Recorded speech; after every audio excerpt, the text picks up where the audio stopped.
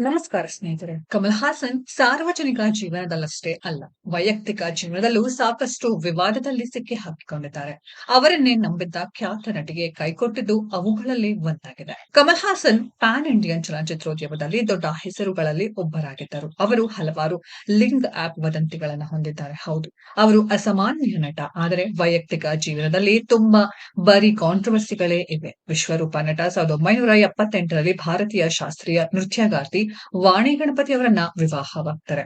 ಆದ್ರೆ 10 ವರ್ಷಗಳ ನಂತರ 1988ರಲ್ಲಿ ಬೇರ್ಪಡ್ತಾರೆ. ನಂತರ ಅವರು 1988ರಲ್ಲಿ ನಟಿ ಸಾರಿಕಾ ಠಾಕೂರ್ ಅವರನ್ನ ವಿವಾಹವಾಗ್ತಾರೆ. ಅದು 2004ರಲ್ಲಿ ವಿಚ್ಛೇದನದಲ್ಲಿ ಕೊನೆಗೊಂಡಿತ್ತು. 2 ಮದುವೆಗಳ ಹೊರತಾಗಿಯೂ ಅವರ ಪ್ರಣಯ ಸಂಬಂಧಗಳನ್ನ ಉಲ್ಲೇಖಿಸುವಾಗ ಹೊರಹೊಮ್ಮುವ ಒಂದು ಪ್ರಮುಖ ಹೆಸರು ದಿವಂಗತ ನಟಿ ಶ್ರೀವಿದ್ಯಾ ಅವರದ್ದು.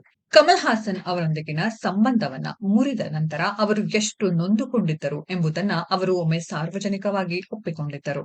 ಶ್ರೀವಿದ್ಯಾ ಅವರು ಕಮಲ್ ಹಾಸನ್ ಅವರೊಂದಿಗಿನ ಸಂಬಂಧವು ತಮ್ಮನ್ನು ಹೇಗೆ ಮಾನಸಿಕವಾಗಿ ಕುಸಿಯುವಂತೆ ಮಾಡಿತು ಎಂದು ಹೇಳಿದ್ದರು. ಕಮಲ್ ಹಾಸನ್ ಮದುವೆ ಆದಾಗ ಆರಂಭದಲ್ಲಿ ನಾನು ಖಾಲಿಯಾಗಿದ್ದೆ, ನನ್ನ ಜೀವನ ಮುಗಿಯಿತು ಎಂದು ನನಗೆ ಅನಿಸಿತ್ತು ಎಂದು ಅವರು ಹೇಳಿದರು. ಅವರ ಪ್ರೇಮ ಕಥೆಯು ಅವರ ಕುಟುಂಬಗಳಿಗೆ ಮಾತ್ರವಲ್ಲದೆ ಇಡೀ ಚಿತ್ರರಂಗಕ್ಕೂ ತಿಳಿದಿತ್ತು ಎಂದು ಅವರು ಹೇಳಿದರು. ಕಮಲ್ ಹಾಸನ್ ಅವರು ಒಂದು ದಿನ ನಮ್ಮ ಮನೆಗೆ ಬಂದರು. ನಮ್ಮನ್ನು ನೋಡಿ ನನ್ನ ತಾಯಿ ಹತ್ತಿರ ಬಂದು ಮದುವೆ ವಿಷಯದ ಬಗ್ಗೆ ತಮ್ಮ ಅಭಿಪ್ರಾಯವನ್ನ ವ್ಯಕ್ತಪಡಿಸಬಹುದೇ ಎಂದು ಕೇಳಿದರು.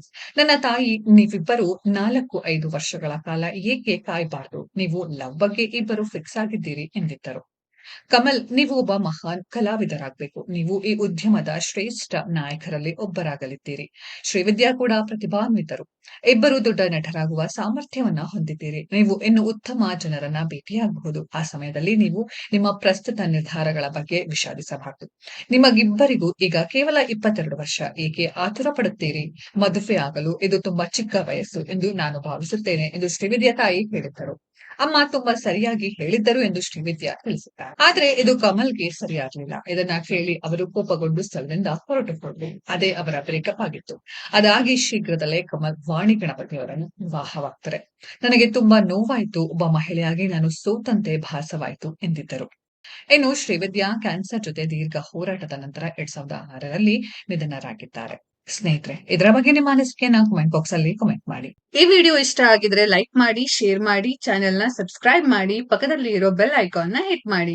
ಮುಂದಿನ ವಿಡಿಯೋದಲ್ಲಿ ಭೇಟಿಯಾಗೋಣ. ಧನ್ಯವಾದಗಳು.